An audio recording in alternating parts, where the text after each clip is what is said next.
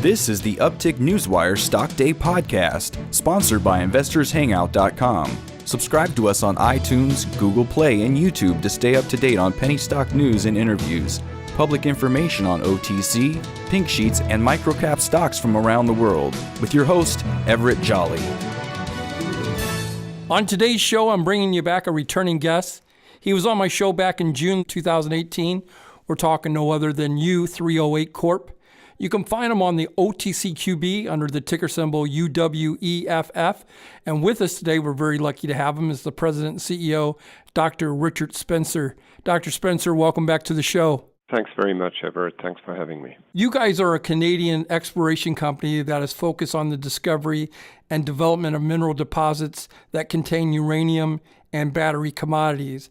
That being said, what's the biggest highlight or significant change since the last time you've been on the show that's happened to your company since June? Everett, I think the main change has been the sort of market sentiment. I think that although the general sort of perception tends to be relatively negative towards uranium, the fundamentals are absolutely moving in the right direction, and we're starting to see the price respond to those fundamental drivers. I mean, it's been an unbearable 10-year bear market, and many investors are simply worn out by the length of that bear market. But we've got some fundamental shifts, both on the demand side and the supply side. And the price of the spot price of uranium has now reached just under $27 per pound for the third time in a long sort of base development. And I think that we're going to see it breaking through that and breaking through that resistance at just around $27 a pound. And that is being driven by some really important developments that have happened on the demand side in uranium. The first is that the hedge funds are starting to move into the space. A company called Yellowcake PLC did an IPO in London, raised $200 million, and has bought about 8 million pounds of physical uranium. And the concept is to buy and hold. And they intend to raise another 100 million in the next little while and do exactly the same thing with that. There's another fund out of Australia called Tribeca Investment Partners that is doing the same thing, intends to raise about 100 million to buy physical uranium. And, so we're seeing the hedge funds starting to come into a space that is traditionally held or occupied by the nuclear reactor companies, the utility companies that tend to be incredibly conservative. And their priority is just to buy the uranium and make sure that they have that fuel in stock, typically 3 to 5 years worth of stock to feed into the reactor to make sure that the reactor doesn't run out of fuel. So we've got these two completely opposite ends of the spectrum starting to move back into the space. And in addition to that, Cameco, the world's second largest producer of uranium, not only has shut down the world's largest uranium mine indefinitely because of the low uranium prices, but Cameco is also going out into the marketplace and into the spot market, and it's going to be buying somewhere between 9 and 11 million pounds of uranium in the spot market. So not only is one having supply withdrawn from the market, but there's this extra demand coming into the market. So the fundamentals of the uranium space are looking incredibly exciting, and one can take that with a pinch of salt, but the price is starting to react, and hopefully we find this bear market that we've been in for the last 10 years. You know, in addition to uranium in the 308 corporate portfolio, I know that you guys have battery metals as well. Can you tell us something about them and where we stand on that? Yeah, the most exciting, and that is an incredibly exciting part of the portfolio. I mean, we have vanadium. We have a lot of vanadium, just under 200 million pounds worth. And the vanadium is principally used in the steel industry for strengthening steel.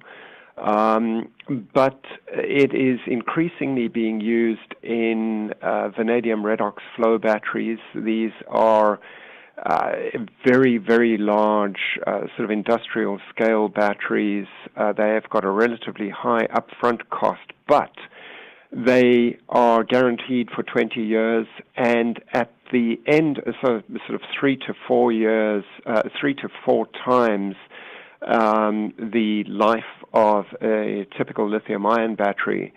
And one of the other really positive things about these vanadium redox flow batteries is that at the end of the battery's 20-year life, the actual commodity has not degraded. That liquid that constitutes these batteries just gets pumped out and put into the new housing, and goes to constitute the next battery. So vanadium is incredibly exciting. And then on the lithium-ion side, obviously nickel is being, the nickel price is rising. It's being driven quite a lot by battery demand. And even things like phosphate, which we also hold in our portfolio, that's being used to make the lithium-ion batteries more fire resistant, to make sure that they don't catch alight like some of the early models did. And also in the vanadium redox flow battery, adding a little bit of phosphate to that liquid doubles the amount of charge that battery can actually hold. So phosphate, which is obviously one of the main constituents of agricultural fertilizer, and that's its main market, is starting to get an application in the both the lithium-ion battery market and the vanadium redox flow battery market. So even something like the phosphate is in our portfolio, where it's mixed with these other battery commodities, can be considered a battery commodity on its own. So we're incredibly well positioned for the clean energy space, both on the uranium side and on the battery commodity side.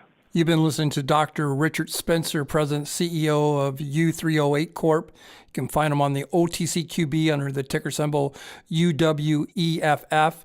Also, if you want to know more about their company, you can go to their website. It's u3o8corp.com. Richard, let me ask you this. I've read that you guys kind of mentioned about frac sands in the 308 corporate materials. What is that all about? Everett, it's one of these things we picked up opportunistically when we were looking for uranium in Argentina. In fact, we came across some frac sand. It's quite a big deposit, and Argentina has the Vaca Muerta shale basin that has some of the biggest both oil and gas reserves in the world. And you know, Argentina has looked at what you guys have done in the U.S. with your frac revolution in becoming self-sufficient in both oil and gas through this technology. And, you know, Argentinians, and they're in desperate times again now, are looking for to generate as much revenue as they possibly can. And they're sitting on this massive oil and gas basin, and all they need to do is apply the same technologies that have made the U.S. Oil and gas production so successful and so low cost. So we're in a sort of perfect storm situation there, where they really want this basin developed. It's starting to be developed, and they're calling for more and more frac sand to be pumped down these producing wells.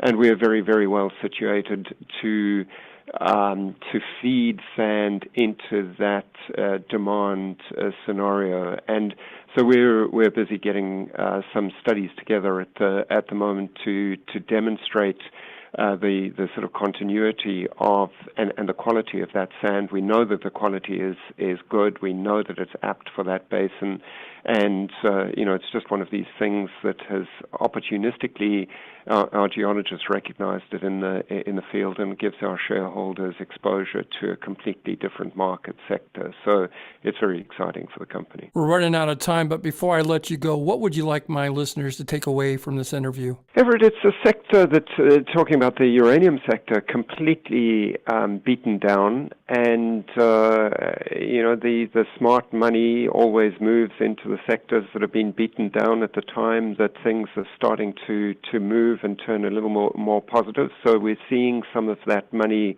flow into the uranium sector. So I think for the ordinary sort of man in the street, it's time to start thinking about the uranium sector. But with U3O8 Corp, we also have a foot in the battery commodity sector, which is moving, and it's one of the things of the future. And then the third component, the sort of third leg to the stool, is something completely different. These frac sands that have got a very clear destination in the Vaca Muerta basin in Argentina. Well, Dr. Spencer, you said it all today. You said a lot. I want to thank you for coming on the show. It's always a pleasure to have you on the show. Hopefully you'll come back in 40 or 50 days, give us an update of what's going on, especially with your deposit down there in South America, the Laguna project. And thank you so much. I appreciate for your time. Thanks very much, Everett. Thanks for having me.